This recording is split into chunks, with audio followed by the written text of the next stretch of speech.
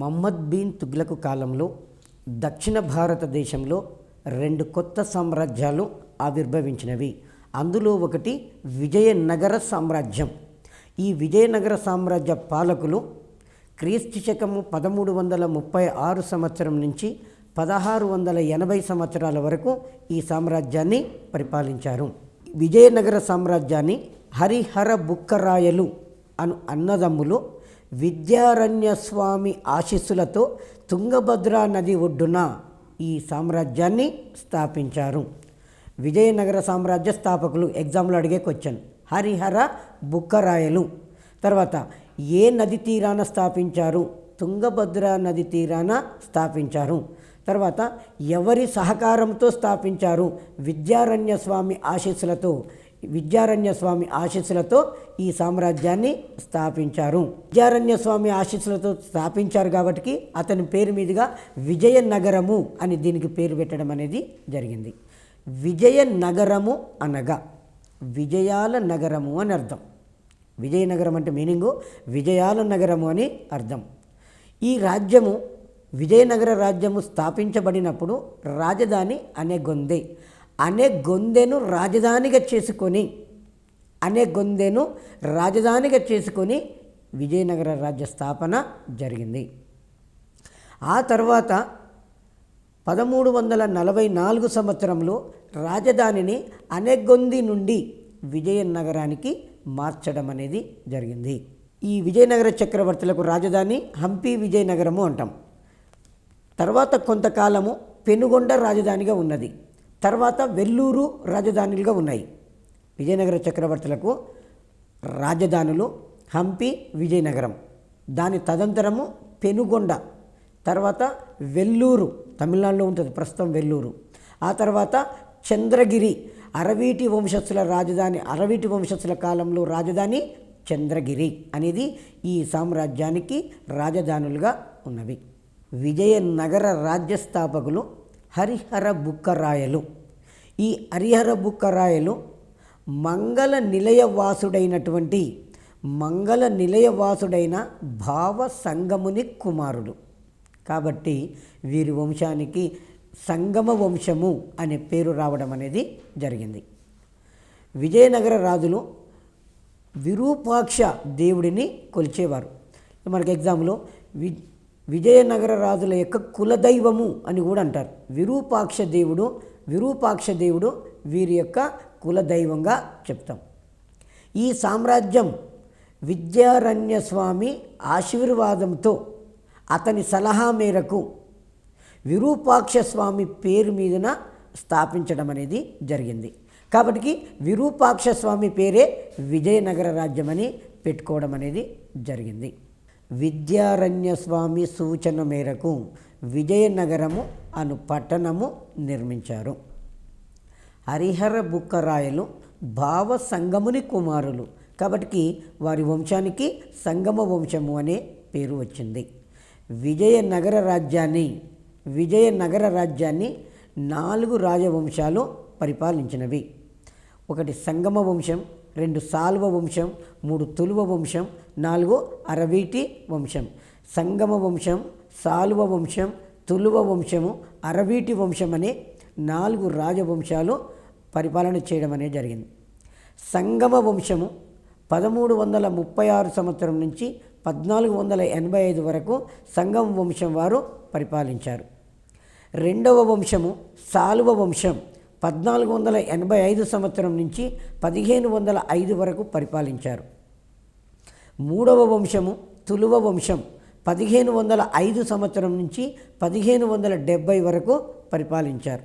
నాలుగవ వంశము అరవీటి వంశము 1570 నుంచి 1680 వరకు పరిపాలించారు. ఇక్కడ మనకు ఈ విజయనగర రాజ్యాన్ని చదివేటప్పుడు ఈ రాజవంశాలను ఆర్డర్ క్రమంలో కూడా ఎగ్జామ్లో అడగడానికి ఆస్కారం ఉంటుంది. గతంలో చాలాసార్లు మనం కాంపిటేటివ్ ఎగ్జామ్ రాసినప్పుడు, ఏబిపిఎస్సి ఎగ్జామ్ రాసినప్పుడు ఈ రాజవంశాల యొక్క పేర్లను ఇన్ఆర్డర్ క్రమంలో ఇచ్చి ఆర్డర్గా గుర్తించము అని కూడా అడిగాడు. ఫస్ట్ సంగమ వంశము, సాల్వ వంశము, తులువ వంశము, అరవీటి వంశం ఈ ఆర్డర్ క్రమంను గుర్తుంచుకోవాల్సిన అవసరం ఉన్నది. సుమారు 29 మంది రాజులు 3.5 శతాబ్దాలు ఈ రాజ్యాన్ని పరిపాలించారు. సంగమ వంశం కాలంలో వెలసిన బహుమనీ రాజ్యము విజయనగర రాజ్య మనుగడకు పెను ప్రమాదంగా మారింది. మహమ్మద్ బిన్ తుగ్లక్ కాలంలోనే దక్షిణ భారతదేశంలో 2 కొత్త రాజ్యాలు స్థాపించబడ్డవి. ఆ 2 రాజ్యాలు కూడా కృష్ణా తుంగభద్ర, కృష్ణా నదికి ఉత్తరం వైపున బహ్మనీ రాజ్యము, తుంగభద్ర నదికి దక్షిణం వైపున విజయనగర సామ్రాజ్యం. కృష్ణా నది యొక్క ప్రధానమైన ఉపనది తుంగభద్ర నది. కృష్ణా నదికి దక్షిణం వైపున తుంగభద్ర నది ఉంటుంది. ఆ తుంగభద్ర నది యొక్క దక్షిణ తీరాననేమో విజయనగర రాజ్యము, తుంగభద్ర నదికి దక్షిణ తీరాన విజయనగర రాజ్యము, కృష్ణానదికి ఉత్తరం వైపున బహ్మనీ సామ్రాజ్యము. బహ్మనీ సామ్రాజ్యము 1347 సంవత్సరంలో స్థాపించడం అనేది జరిగింది. సో ఈ 2 రాజ్యాల మధ్యన నిరంతరము యుద్ధాలు జరిగినాయి. బహుమనీ రాజులకు, విజయనగర రాజులకు నిరంతరము యుద్ధాలకు కారణమైనటువంటి ప్రాంతము రాయచూర్ దో ఆబ్. దాన్ని మనము కృష్ణా తుంగభద్ర నదుల మధ్య ప్రాంతము అని చెప్పుకోవడం అనేది జరిగింది. ఈ బహుమనీ సామ్రాజ్యం యొక్క స్థాపననే విజయనగర రాజ్యం మనుగడ ప్రశ్నార్థకంగా మారిపోవడం అనేది జరిగింది. హరిహర బుక్కరాయలు బహుమనీ సుల్తానులతోటి నిరంతర యుద్ధం చేసి విజయాలు సాధించారు. హరిహర రాయలు, బుక్కరాయలు ఎవరి కాలంలో యుద్ధాలు ఇక్కడ మనకి ఎగ్జామ్లో గతంలో ఒకసారి డిఎస్సిలోనే అడిగాడండి. ఏ చక్రవర్తి కాలంలో విజయనగర రాజులతో యుద్ధాలు ప్రారంభమైనవి? హరిహర రాయల కాలంలోనే యుద్ధాలు ప్రారంభమైనవి. ఇంకోటి హరిహర రాయలు విజయనగరాన్ని పరిపాలించేటప్పుడే ఈ సామ్రాజ్యం అనేది స్థాపించడం అనేది జరిగింది. హరిహర బుక్కరాయల కాలంలో ఈ రాజులతోటి నిరంతరం యుద్ధాలు చేసి వీరిద్దరూ విజయం సాధించడం అనేది జరిగింది. ఈ సామ్రాజ్యాన్ని మల్లికార్జున రాయలు పరిపాలించేటప్పుడు బహుమనీ సుల్తానులు, గజపతుల దాడులు అనేవి బాగా ఎక్కువైనాయి. ఏ చక్రవర్తి కాలంలో విజయనగర రాజ్యం మీద బహుమనీ సుల్తానుల దాడులు అధికమైనవి? అది ఎగ్జామ్లో అడిగే క్వశ్చన్. మల్లికార్జున రాయల కాలంలో బహుమనీ సుల్తానుల దాడులు అధికమైనవి. ఏ విజయనగర చక్రవర్తి కాలంలో గజపతులు విజయనగర రాజ్యం మీద దాడి చేశారు? మల్లికార్జున రాయల కాలంలో గజపతులు దాడులు చేశారు. విజయనగర బహుమనీ రాజ్యాల మధ్య దేని కొరకు యుద్ధం జరిగింది అంటే రాయచూర్ దో ఆబ్ గురించి. దో ఆబ్ అంటే హిందీలో 2 నదుల మధ్య ప్రాంతము అని అర్థం. దో ఆబ్ హిందీలో 2 నదుల మధ్య ప్రాంతము అని చెప్పేసి. రాయచూర్ అంతర్వేది కొరకు, ఇది కూడా చాలాసార్లు కాంపిటేటివ్ ఎగ్జామ్లో అడిగాడు. రాయచూర్ దో ఆబ్ గురించి విజయనగర బహుమనీ రాజ్యాల మధ్యన నిరంతరము యుద్ధాలనేవి జరిగినవి. ఫస్ట్ మనకు సంగమ వంశాన్ని పరిపాలించిన రాజులందరిలోకెల్లా గొప్పవాడు 2వ దేవరాయలు. ఇతనిని ప్రౌఢ దేవరాయలు అని కూడా అంటాం. సంగమ వంశ రాజులందరిలోకెల్లా గొప్పవాడు 2వ దేవరాయలు. 2వ దేవరాయలకు మరొక పేరు ప్రౌఢ దేవరాయలు అని చెప్పేస్తాం. ఇతను రాజ్య పరిపాలన చేసేటప్పుడు అబ్దుల్ రజాక్ అను పారశీక రాయబారి విజయనగర రాజ్యాన్ని సందర్శించి నగర వైభవాన్ని కీర్తించాడు. విజయనగరం యొక్క వైభవము ఎలా ఉండేది అనేది అబ్దుల్ రజాకు వర్ణించడం అనేది జరిగింది. ఇక్కడ మనకు విజయనగర సామ్రాజ్యాన్ని 4 విదేశీ రాయబారులు, వర్తకులు దీన్ని సందర్శించడం అనేది జరిగింది. విజయనగర సామ్రాజ్యాన్ని సందర్శించిన మొట్టమొదటి విదేశీ రాయబారి నికోలో కాంటే ఇటలీ దేశానికి చెందినవాడు. 1420లో విజయనగర సామ్రాజ్యాన్ని సందర్శించాడు. మనకు ఇక్కడ 4 వర్తకులలో, 4 రాయబారులలో ఫస్ట్ వన్ ఎవరు? నికోలో కాంటే ఇటలీ దేశానికి చెందిన నికోలో కాంటే 1420 సంవత్సరంలో విజయనగర సామ్రాజ్యాన్ని సందర్శించాడు. విజయనగర సామ్రాజ్యాన్ని సందర్శించిన 2వ వ్యక్తి అబ్దుల్ రజాకు ఏ సంవత్సరంలో విజయనగర సామ్రాజ్యాన్ని సందర్శించాడు? 1443లో విజయనగర సామ్రాజ్యాన్ని సందర్శించాడు. ఈ ఇయర్ కూడా ఎగ్జామ్లో అడుగుతాడు. ఈ ఇయర్ను కూడా మనం మైండ్లో పెట్టుకోవాల్సి ఉంటుంది. అబ్దుల్ రజాక్ ఏ దేశపు రాయబారి? పారశీక రాయబారి. పారశీక అంటే పర్షాన్ని ఇప్పుడు ఏమంటున్నాము? ఇరాన్ అంటున్నాం. పర్షాన్ని ఇప్పుడు ఏమంటున్నాము? ఇరాన్ అని చెప్పేస్తున్నాం. 1443లో అబ్దుల్ రజాక్ అనే పారసీక రాయబారి విజయనగర రాజ్యాన్ని సందర్శించాడు. మరి ఆ టైంలో విజయనగరాన్ని ఎవరు పరిపాలిస్తున్నారు? రెండవ దేవరాయలు అనేట ఆయన పరిపాలిస్తున్నాడు. రెండవ దేవరాయలు మొట్టమొదటిసారిగా ముస్లిం యోధులను తన సైన్యంలో నియమించి సైనిక గుడారాలలో వారికి మసీదులు కూడా నిర్మించి ఇచ్చాడు. రెండవ దేవరాయలు ముస్లిం యోధులను తన సైన్యంలో నియమించుకొని వారికి సైనిక గుడారాలలో మసీదులు నిర్మించిచ్చాడు. రెండవ దేవరాయలు సైన్యంలో తుపాకులు ఫిరంగులను ప్రవేశపెట్టాడు. మొదటి భారతదేశ చక్రవర్తి అండి. ఒక రకంగా చెప్పాలంటే భారతదేశాన్ని పరిపాలించిన చక్రవర్తులలో మొట్టమొదటిసారిగా తుపాకులను ఫిరంగులను యుద్ధతంత్రంలో ప్రవేశపెట్టిన చక్రవర్తి రెండవ దేవరాయలు. మొఘల్ చక్రవర్తి బాబర్ మొదటి పానిపట్టు యుద్ధం జరిగింది 1526లో. ఆ యుద్ధంలో చివరి ఢిల్లీ చక్రవర్తి ఇబ్రహీం లోడీని ఓడిస్తాడు. ఇబ్రహీం లోడీని ఓడించడంలో తుపాకులు ఫిరంగులు ప్రధాన పాత్రను పోషించడం అనేది జరిగింది. అలాగే రెండవ దేవరాయలు కూడా మొదటిసారిగా తుపాకులు ఫిరంగులు ప్రవేశపెట్టాడు. మనకి ఎగ్జామ్లో అడిగే క్వశ్చన్, యుద్ధతంత్రంలో తుపాకులను ఫిరంగులను ప్రవేశపెట్టిన భారత చక్రవర్తి రెండవ దేవరాయలు అనేట ఆయన ప్రవేశపెట్టింది. క్రీస్తు శకం 1485 సంవత్సరంలో సాలువ నరసింహరాయలు సంగమ వంశంలో చివరి రాజైనటువంటి మూడవ ప్రౌఢదేవరాయలను తొలగించి స్వతంత్ర రాజ్యాన్ని స్థాపించాడు. సాలువ వంశస్థాపకుడు సాలువ నరసింహరాయలు, సంగమ వంశస్థాపకులు హరిహర బుక్కరాయలు. సాలువ వంశస్థాపకుడు సాలువ నరసింహరాయలు.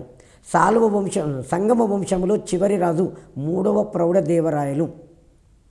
సాలువ నరసింహరాయలు మూడవ ప్రౌఢదేవరాయలను తొలగించి రాజ్యాన్ని ఆక్రమించి సాలువ వంశం అనే పేరుతోటి అధికారంలోకి వచ్చాడు. సాలువ నరసింహరాయలు 1485 సంవత్సరం నుంచి 1505 సంవత్సరం వరకు పరిపాలించాడు. సాలువ నరసింహరాయలు 1485 సంవత్సరం నుంచి 1505 వరకు పరిపాలించాడు. ఇతడు గజపతుల దాడులను తిప్పికొట్టాడు మరియు బహుమనీ సుల్తాన్లను కూడా ఓడించాడు. సాలువ నరసింహరాయల కాలంలో గజపతులు అనేవాళ్ళు దాడులు చేశారు, బహుమనీ సుల్తానులు అనేవాళ్ళు దాడి చేశారు. వారి యొక్క దాడులను ఇతను తిప్పికొట్టడం అనేది జరిగింది. సాలువ వంశములో చివరి రాజు ఇమ్మడి నరసింహరాయలు. సాలువ వంశంలో చివరి రాజు ఎవరు అంటే ఇమ్మడి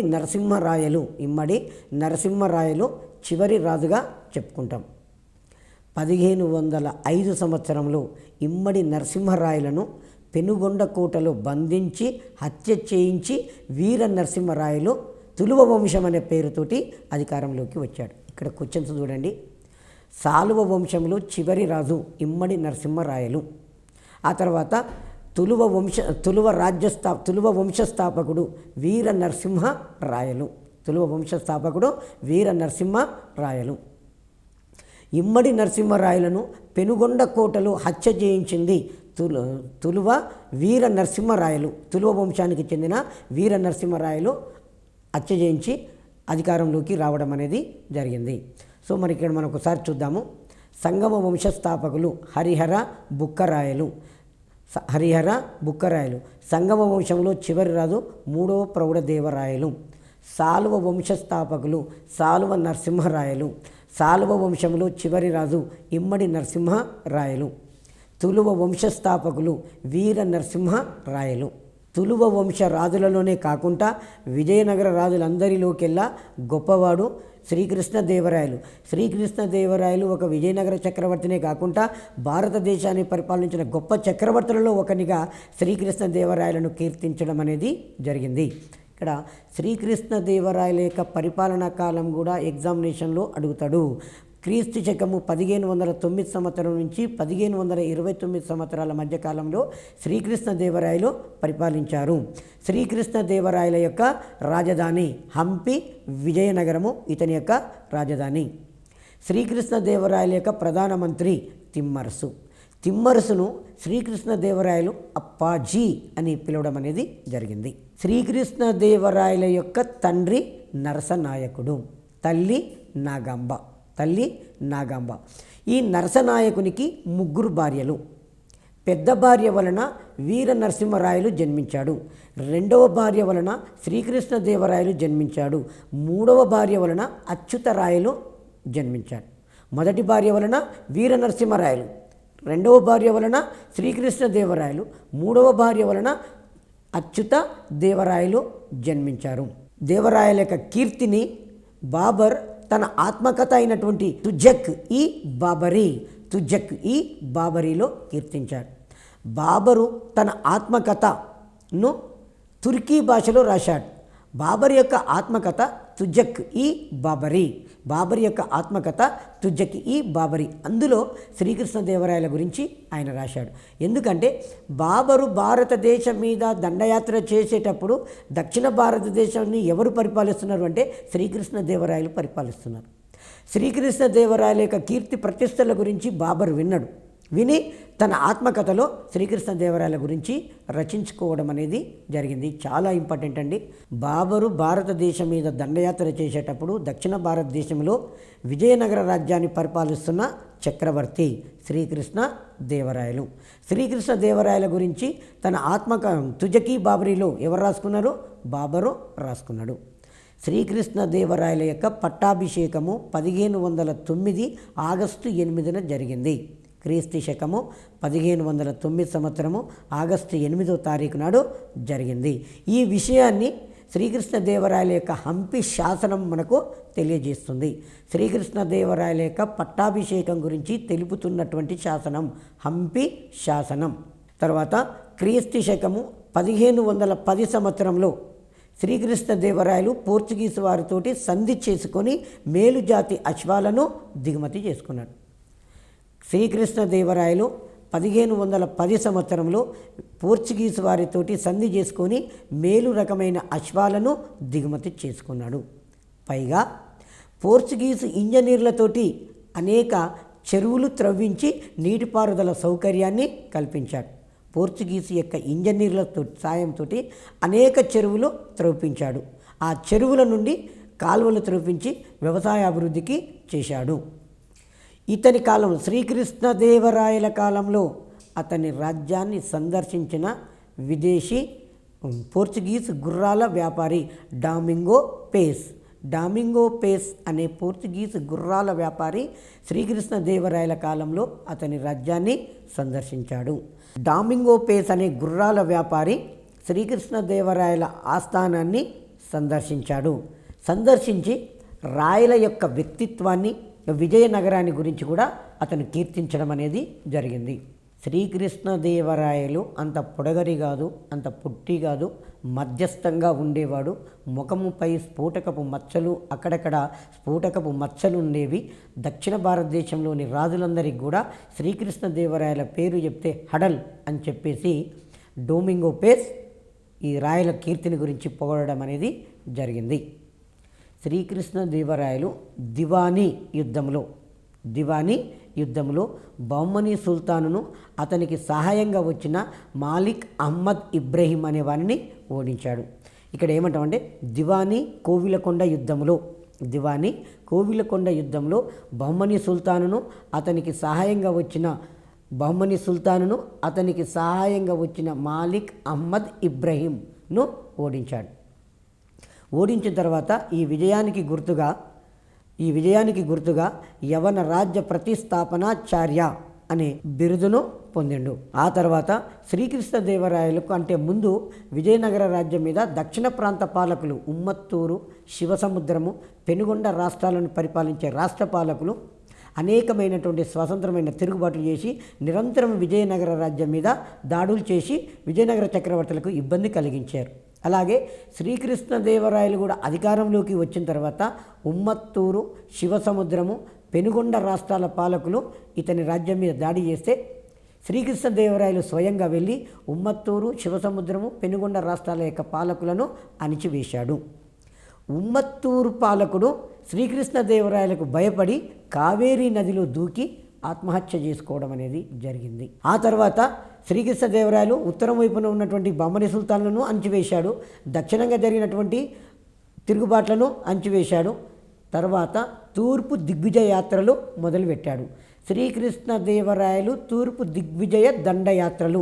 ఇయర్ అడుగుతాడు, మనం ఇయర్ను గుర్తుపెట్టుకోవాలి. క్రీస్తు శకము 1513 సంవత్సరం నుంచి 1519 సంవత్సరాల మధ్యకాలంలో శ్రీకృష్ణదేవరాయల యొక్క తూర్పు దిగ్విజయ దండయాత్రలు జరిగినవి. ఈ తూర్పు దిగ్విజయ దండయాత్రలలో ఏ దుర్గాలను ఆక్రమించాడు అంటే ఉదయగిరి, కొండవీడు, కొండపల్లి, బెజవాడ, రాజమండ్రి మొదలైన దుర్గాలను శ్రీకృష్ణదేవరాయలు ఆక్రమించాడు. ఆ తర్వాత కళింగ రాజ్యం మీద దండెత్తిండు. తదంతరము కళింగ రాజ్యం మీద దండెత్తిండు. కళింగ రాజ్యాన్ని గజపతి, ప్రతాపరుద్ర గజపతి అనే రాజు పరిపాలిస్తున్నాడు. శ్రీకృష్ణదేవరాయలు ప్రతాపరుద్ర గజపతిని ఓడించాడు. ఓడినటువంటి ప్రతాపరుద్ర గజపతి తన కూతురు అన్నపూర్ణాదేవిని శ్రీకృష్ణదేవరాయలకి ఇచ్చి వివాహం చేశాడు. తిరుమలాదేవి, చిన్నాంబ అనే ఇద్దరు భార్యలు శ్రీకృష్ణదేవరాయలకు ఉన్నారు. కానీ ప్రతాపరుద్ర గజపతి అన్నపూర్ణాదేవిని ఇస్తా అంటే రాయలు మొదట నాకు వద్దు అని చెప్పేస్తాడు. కానీ రాయల యొక్క ప్రధానమంత్రి తిమ్మర్స్ యొక్క సూచనల మేరకు అన్నపూర్ణాదేవిని వివాహం చేసుకున్నాడు. ఎందుకు తిమ్మర్స్ ఏం సూచన ఇచ్చాడు అంటే రాజ్యహితము దృష్ట్యా, రాజ్యం మీద ఎవరైనా శత్రురాజులు దండయాత్ర చేసుకుంటూ వచ్చినప్పుడు నీకు సపోర్టింగ్గా మరొక రాజు యొక్క సహకారం నీకు లభిస్తుంది. కాబట్టి రాజ్యహితం దృష్ట్యా మీరు వైవాహిక సంబంధాలు చేసుకోవాలని చెప్పి తిమ్మరసు శ్రీకృష్ణదేవరాయలకు సలహా ఇస్తే అప్పుడు ఆయన అన్నపూర్ణాదేవిని వివాహం చేసుకోవడం అనేది జరిగింది. ఉదయగిరి విజయానంతరము శ్రీకృష్ణదేవరాయలు తన రాణులైనటువంటి తిరుమలాదేవి, చిన్నాదేవులతో కలిసి తిరుపతి శ్రీ వెంకటేశ్వర స్వామిని దర్శించుకున్నాడు.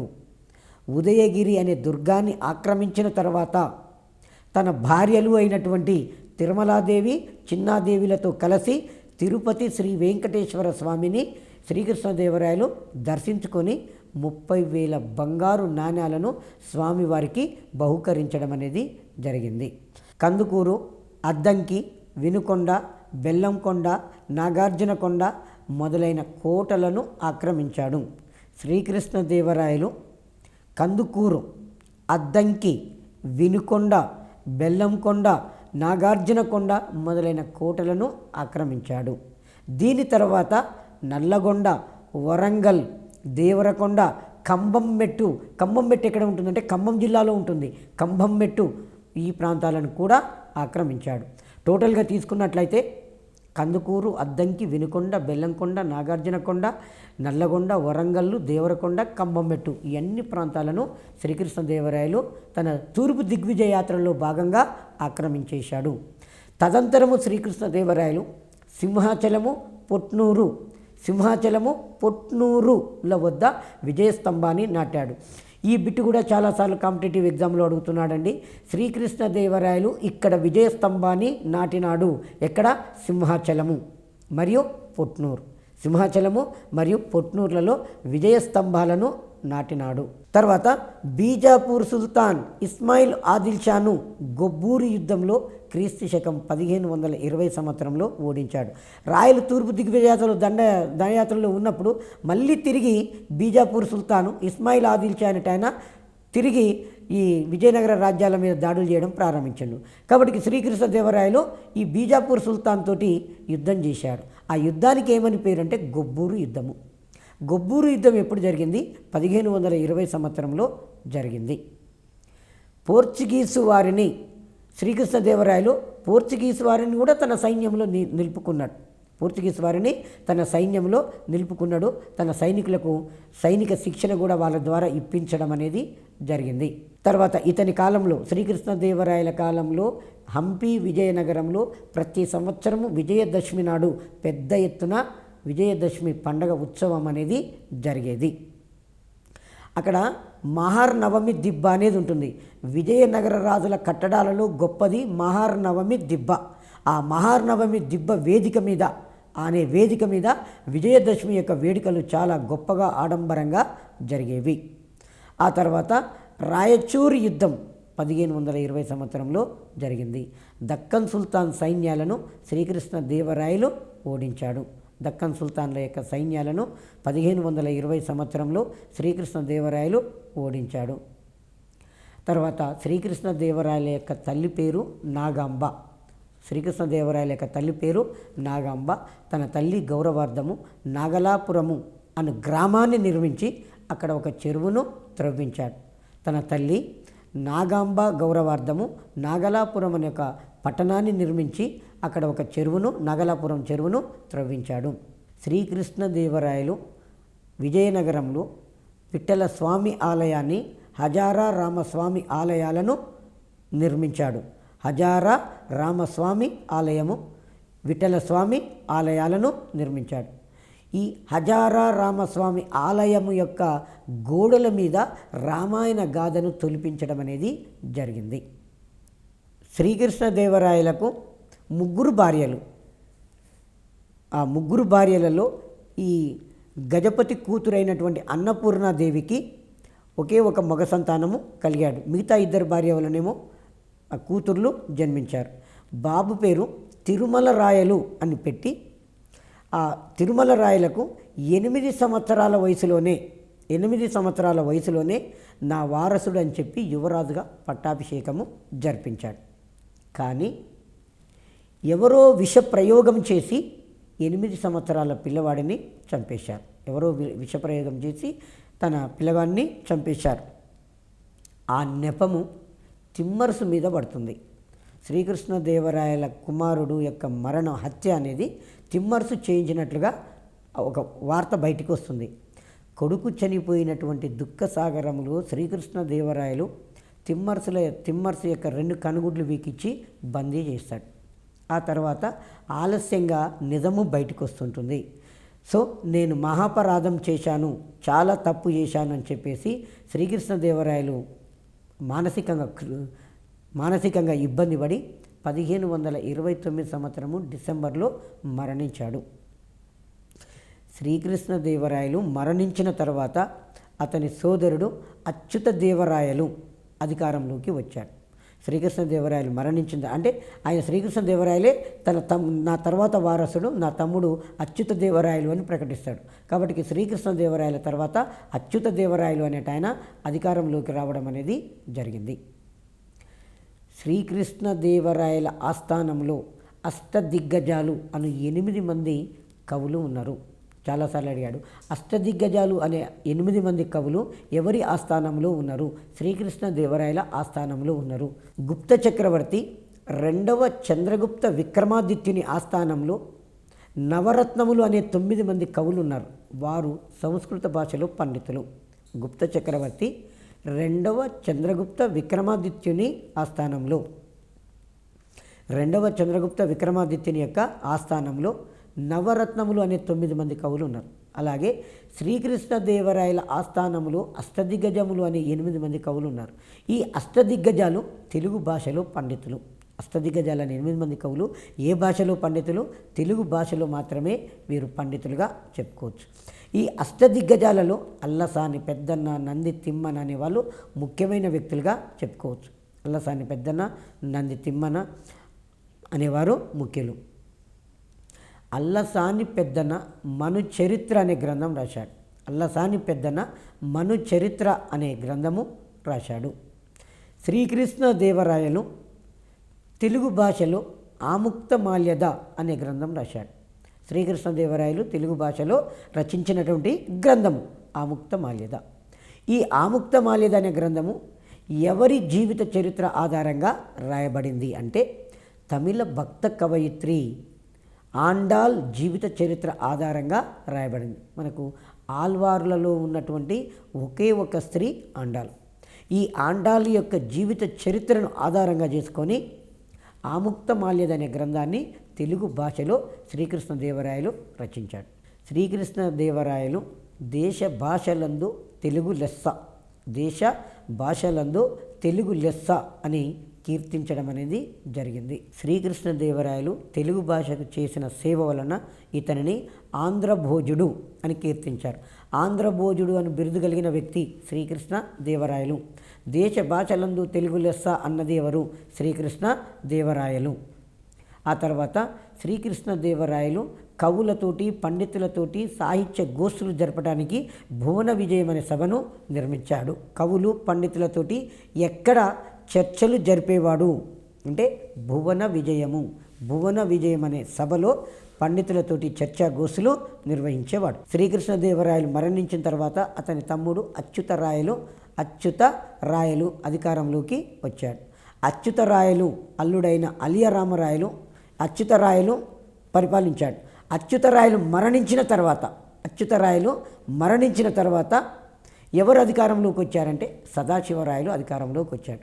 అయితే సదాశివరాయలు అధికారంలోకి రావడానికి కారకుడు ఎవరంటే శ్రీకృష్ణదేవరాయల యొక్క అల్లుడు అలియ రామరాయలు కారకుడు. శ్రీకృష్ణదేవరాయల అల్లుడు అలియ రామరాయలు సదాశివరాయలను చక్రవర్తిగా చేసి అన్నీ తానై పరిపాలించడం అనేది జరిగింది. హజారా రామాలయం యొక్క గోడల మీద రామాయణ గాథ చెక్కబడింది. అలియ రామరాయలు దక్కన్ సుల్తానుల పట్ల అనుసరించిన విభజించు పాలించు అనే విధానం వలన రాక్షసి తంగడి యుద్ధము జరిగింది.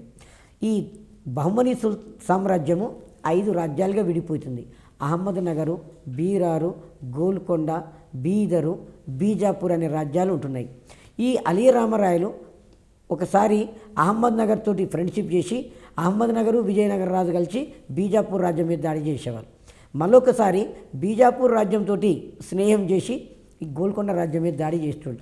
ఇలా విభజించు పాలించు అని చెప్పి వారికే ఒకరితో స్నేహం చేస్తున్నాడు, మరొకరితో శత్రుత్వం చేసుకొని యుద్ధాలు చేస్తూ వారి రాజ్యాలను కబలించే ప్రయత్నం చేశాడు.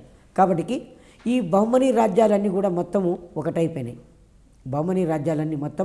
ఒకటైపోయి నిశ్చయాత్మకమైనటువంటి రాక్షసి తంగడి యుద్ధము జరిగింది. దీన్ని బన్ని హట్టి యుద్ధము అంటాం. దీన్ని కల్లికోట యుద్ధము అని కూడా అంటాం. క్రీస్తు శకము 1565 జనవరి 23న జరిగింది. రాక్షసి తంగడి యుద్ధము క్రీస్తు శకము 1565 జనవరి 23వ తారీఖు నాడు జరిగింది. ఎవరెవరి మధ్య జరిగింది అంటే విజయనగర రాజ్యాలకు బహుమనీ సుల్తానులకు మధ్యన జరిగింది. యుద్ధ ప్రారంభంలో విజయనగర సైన్యాలు విజయం సాధించాయి. ముస్లిం సైన్యాలు ఓటమి చెందినవి. అయితే ఈ ప్రత్యక్షంగా యుద్ధం చేస్తే గెలవలేము అన్న ఆలోచనతోటి ఈ బహుమనీ సైన్యాలు మొత్తం కూడా యుద్ధ భూమి నుంచి 20 కిలోమీటర్లు వెనుకకు పోయి సంధి చేసుకుందాం రమ్మని అలియ రామరాయలకు కబురు పెడతారు. అలియ రామరాయలు ఈ సదాశివరాయలను తన తమ్ముడైనటువంటి తిరుమల రాయలను తీసుకొని ఈ బీజాపూర్ బహుమనీ సుల్తానులు రమ్మన్నటువంటి ప్లేస్కు సంధి కొరకు వెళ్తారు. కానీ అలియ రామరాయలు ఎప్పుడైతే బహుమనీ సుల్తానుల దగ్గరికి వారి యొక్క గుడారాల దగ్గరికి పోయాడో అహ్మద్ నగర్ సుల్తాన్ రామరాయలను చూడడంతో రామరాయలు గుర్రం మీద కూర్చొని ఉండగానే తన తలవారు తీసుకొని అలియ రామరాయలను చంపివేయడం అనేది జరిగింది. సో ఎప్పుడైతే అలియ రామరాయలు చంపబడ్డాడో విజయనగర సైన్యం మొత్తం కూడా చెల్లాచెదురైపోవడం అనేది జరిగింది. సో ఈ బహుమనీ సుల్తాన్ల యొక్క సైన్యము విజయనగర రాజ్యం మీద దాడి చేసి దాన్ని సర్వనాశనం చేసి ఆర్థిక సంపదను దోసుకొని పోవడం అనేది జరిగింది. విజయనగరం దాదాపుగా తుడిచిపెట్టే స్థితికి వచ్చింది. అలియ రామరాయల యొక్క సోదరుడు తిరుమల రాయలు యుద్ధభూమి నుంచి సదాశివరాయలను తీసుకొని పెనుగొండకు పారిపోయి అక్కడి నుంచే ఆయన అరవీటి వంశం అనే పేరుతోటి పరిపాలించాడు. ఎగ్జామ్లో విజయనగర సామ్రాజ్యాన్ని పరిపాలించిన చివరి రాజవంశము అరవీటి వంశస్థాపకులు తిరుమల రాయలు అనేవారు అరవీటి వంశస్థాపకులుగా చెప్పుకోవడం అనేది జరిగింది. ఈ అరవీటి వంశం రాజ్య పరిపాలన అయినప్పటికీ కూడా 1565లో మనకు తల్లికోట యుద్ధం జరిగింది. కానీ సదాశివరాయలు 1570 వరకు పరిపాలించాడు. 1570 వరకు పరిపాలించాడు. అంటే అప్పటి వరకు తులువ వంశమే పరిపాలించడం అనేది జరిగింది. అరవీటి వంశస్థాపకుడు తిరుమల రాయలు అరవీటి వంశ స్థాపకుడు తిరుమల రాయలు. అరవీటి వంశస్థుల కాలంలో రాజధాని చంద్రగిరి. మొదటి తిరుమల రాయలు అరవీటి వంశాన్ని స్థాపించాడు. తర్వాత అరవీటి వంశాన్ని పరిపాలించిన రాజులందరిలోకెల్లా గొప్పవాడు రెండవ వెంకటపతి రాయలు. ఈ రెండవ వెంకటపతి రాయలు 1586 సంవత్సరం నుంచి 1614 సంవత్సరాల వరకు పరిపాలించాడు.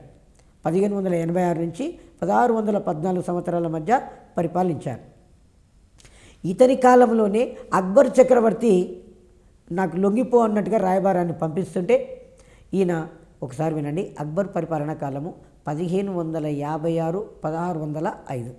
అక్బర్ పరిపాలనా కాలము 1556 1605. రెండవ వెంకటపతి రాయల కాలము 1586 1614. అంటే దాదాపుగా సమకాలం. కాబట్టి ఆ అక్బర్ చక్రవర్తి అహ్మద్నగర్ దుర్గాన్ని అహ్మద్నగర్ అనే సంస్థానాన్ని ఆక్రమిస్తాడు. ఆక్రమించిన తర్వాత ఈ అరవీటి వంశ రెండవ వెంకటపతి రాయలకు కూడా మీరు నాకు లొంగిపోండి అన్నట్టుగా ఒక రాయబారాన్ని పంపిస్తాడు. రెండవ వెంకటపతి రాయలు తెలివిగా ఈ అక్బర్ పంపగా వచ్చినటువంటి రాయబార వర్గానికి మర్యాదలు చేసి కానుకలు ఇచ్చి పంపడం అనేది జరిగింది. ఆ విధంగా తన రాజ్యాన్ని వెంకటపతి రాయలు నాశనం కాకుండా కాపాడుకున్నాడు. రెండవ వెంకటపతి రాయలను రెండవ శ్రీకృష్ణ దేవరాయలు అంటారు. Very important. రెండవ వెంకటపతి రాయలను రెండవ శ్రీకృష్ణ దేవరాయలు అని పిలుస్తారు. ఎగ్జాంపుల్ ఏం క్వశ్చన్ అడుగుతాడంటే, ఈ క్రింది రాజులలో ఏ విజయనగర చక్రవర్తికి రెండవ శ్రీకృష్ణ దేవరాయలు అని బిరుదు ఉన్నది? రెండవ వెంకటపతి రాయలకు ఆ బిరుదు ఉన్నది. 1680 సంవత్సరం నాటికి చిట్ట చివరి విజయనగర చక్రవర్తి మూడవ శ్రీరంగరాయలు. చిట్ట చివరి విజయనగర చక్రవర్తి మూడవ శ్రీరంగరాయలు. మొట్టమొదటి విజయనగర చక్రవర్తి హరిహర రాయలు. చిట్ట చివరి విజయనగర చక్రవర్తి మూడవ శ్రీరంగరాయలు. ఈ మూడవ శ్రీరంగరాయలు రాజ్య పరిపాలన చేసేటప్పుడు 1680 సంవత్సరంలో ఈ గోల్కొండ సుల్తానులు ఈ రాజ్యాన్ని ఆక్రమించుకోవడం జరిగింది. గోల్కొండ సుల్తానులు 1680లో విజయనగర రాజ్యాన్ని తన రాజ్యంలో విలీనం చేసుకున్నారు. గోల్కొండ రాజ్యము 1687లో పతనమైంది. గోల్కొండ రాజ్యము 1687లో పతనమైంది. చివరి గోల్కొండ చక్రవర్తి తానీషా, అబుల్ హసన్ తానీషా చివరి గోల్కొండ చక్రవర్తి. అతను విజయనగర రాజ్యాన్ని తన రాజ్యంలో విలీనం చేసుకోవడం అనేది జరిగింది. దీంతో విజయనగరం పూర్తిగా అంతరించిపోవడం అనేది జరిగింది. ఇటలీ యాత్రికుడు మొట్టమొదట విజయనగరాన్ని సందర్శించింది ఎవరు అంటే ఇటలీ యాత్రికుడు నికోలో కాంటి అంటే ఆయన వచ్చాడు 1420 సంవత్సరంలో. రెండవ వ్యక్తి అబ్దుల్ రజాకు 1443లో వచ్చాడు. మూడవసారి భారతదేశాన్ని సందర్శించిన విదేశీ రాయబారి డొమింగో పేస్ 1520 సంవత్సరంలో శ్రీకృష్ణదేవరాయల కాలంలో వచ్చాడు. ఆ తర్వాత నాలుగవ వ్యక్తి ఎవరు న్యూనిజ్ 1537లో విజయనగర సామ్రాజ్యాన్ని సందర్శించాడు. విజయనగర రాజ్యాన్ని సందర్శించిన విదేశీ రాయబారుల ఆర్డర్ క్రమం తీసుకున్నట్లయితే మొట్టమొదటిసారిగా విజయనగరాన్ని సందర్శించింది ఎవరు అంటే నికోలో కాంటి, ఇటలీ దేశానికి చెందినవాడు. 1420లో సందర్శించాడు. రెండవ వ్యక్తి అబ్దుల్ రజాకు, పారసీక దేశానికి చెందినవాడు. పర్షియా దేశము, దాన్ని ఇప్పుడు ఇరాను అంటున్నాము. అతను 1443లో వచ్చాడు. మూడవ వ్యక్తి డొమింగో పేస్, శ్రీకృష్ణదేవరాయల కాలంలో 1520 సంవత్సరంలో విజయనగరాన్ని సందర్శించాడు. నాలుగవ వ్యక్తి ఎవరంటే న్యూనిజ్ నాలుగవ వ్యక్తి 1537లో విజయనగర సామ్రాజ్యాన్ని సందర్శించాడు. విజయనగర రాజులు తమ రాజ్యాన్ని రాష్ట్రాలను సీమలను స్థలాలను గ్రామాలుగా విభజించారు. విజయనగర చక్రవర్తుల కాలంలో సైనిక వ్యవహారాలను చూసేవారు ఎవరంటే కందార శాఖ. Most important. విజయనగర చక్రవర్తుల కాలంలో సైనిక వ్యవహారాలను చూసేది ఎవరు అంటే కందార శాఖ అనేది చూసేది.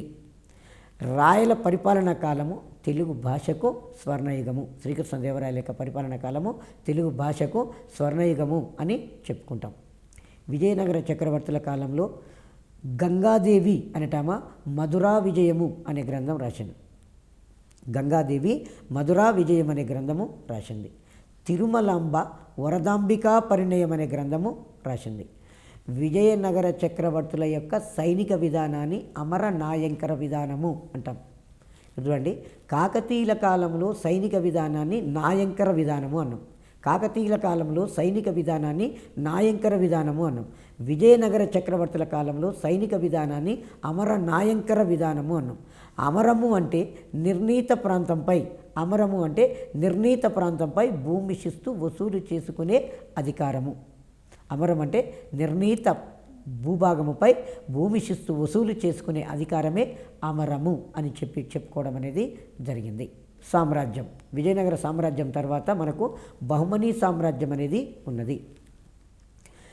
ఈ బహుమనీ సామ్రాజ్యము మహమ్మద్ బిన్ తుగ్లక్ కాలంలో దక్షిణ భారతదేశంలో కృష్ణానదికి ఉత్తరం వైపున స్థాపించబడింది.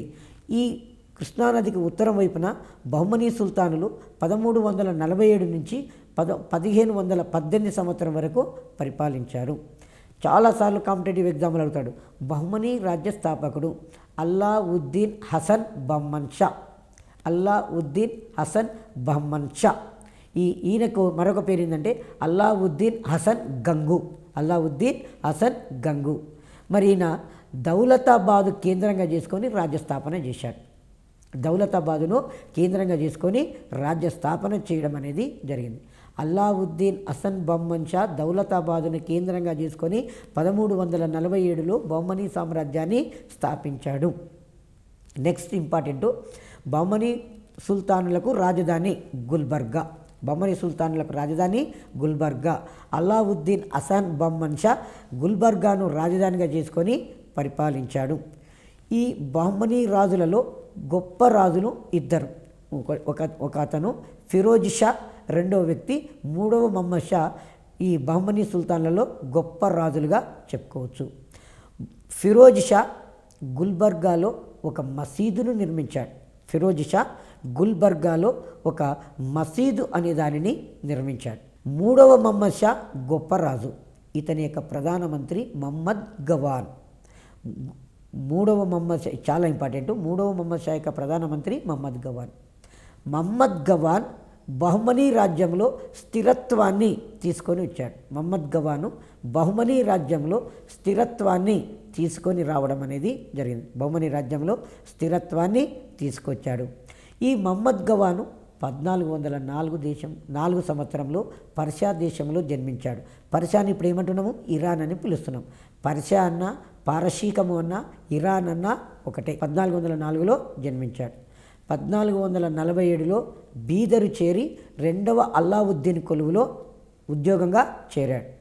ఆ తర్వాత ఇతను జీజియా పన్నును వసూలు చేశాడు. ఈ మహమ్మద్ గవాను బహుమనీ రాజ్యంలో స్థిరత్వాన్ని తీసుకొచ్చి బహుమనీ రాజ్యం గొప్ప రాజ్యంగా ఆవిర్భవించడానికి ఇతనే కారకునిగా చెప్పుకుంటాం. బహుమనీ సుల్తానుల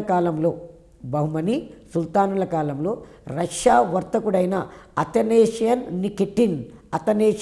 నికిటిన్ అనేవాడు బహుమనీ రాజ్యాన్ని సందర్శించాడు. ఇంపార్టెంట్, ఎవరి కాలంలో, ఏ రాజుల కాలంలో రష్యా వర్తకుడు అతనేషియన్ నికిటిన్ ఏ రాజ్యాన్ని సందర్శించాడు? బహుమనీ సామ్రాజ్యాన్ని.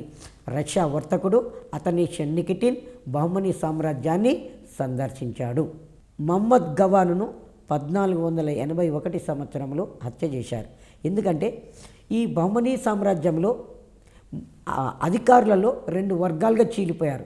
ఒకటి భారతదేశంలో ఉన్నటువంటి ముస్లింలు దేశీయ ముస్లింలుగా, ఇతర దేశాల నుంచి వచ్చి సుల్తాన్ కొలువులో స్థిరపడ్డ ముస్లింలను విదేశీ ముస్లింలుగా పిలిచేవారు.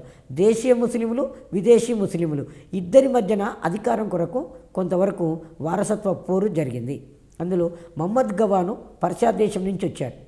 ఈ మహమ్మద్ గవాన్ యొక్క పేరు ప్రఖ్యాతులు బాగా పెరిగిపోయినాయి.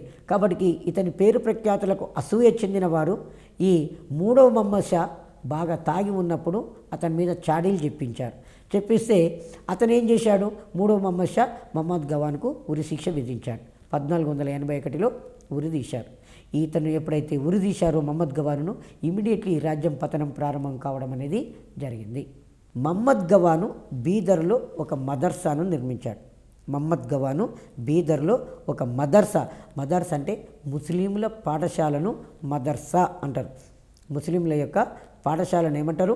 మదర్సా అని చెప్పడం అనేది జరిగింది. బీజాపూర్లోని మహమ్మద్ ఆదిల్ షా యొక్క సమాధిని గోల్ గుంబజ్ అని పిలుస్తారు. బీజాపూర్లోని మహమ్మద్ ఆదిల్ షా యొక్క సమాధిని గోల్ గుంబజ్ అంటారు. గోల్ గుంబజ్ అంటే సమాధి అండి. ఇది ఈ సమాధి దగ్గరికి పోయి ఒకసారి క్లాప్స్ కొడితే 7 సార్లు రీసౌండ్ వస్తుందట. సో అద్భుతమైనటువంటిదండి. గోల్ గుంబజ్ ఎక్కడ ఉన్నది? ఇది క్వశ్చన్. గోల్ గుంబజ్ ఎక్కడ ఉన్నది? బీజాపూర్లో ఉన్నది. గోల్ గుంబజ్ అనేది ఏంటిది అంటే బీజాపూర్లో ఉన్న మహమ్మద్ ఆదిల్ షా యొక్క సమాధి. ఈ యొక్క సమాధి బీజాపూర్ బహుమనీ సుల్తానుల కాలం నాటి గొప్ప వాస్తు నిర్మాణాలలో ఒకటిగా చెప్పుకోవడం అనేది జరిగింది. ఈ బహుమనీ సామ్రాజ్యము క్రీస్తు శకము 1518 సంవత్సరంలో 5 రాజ్యాలుగా చీలిపోయింది. 1 గోల్కొండ, 2 బీజాపూరు, 3 బీదరు, 4 అహ్మద్ నగరు, 5 బీరారు. ఇలా 5 రాజ్యాలుగా ఈ సామ్రాజ్యం చీలిపోవడం అనేది జరిగింది. Okay, thank you.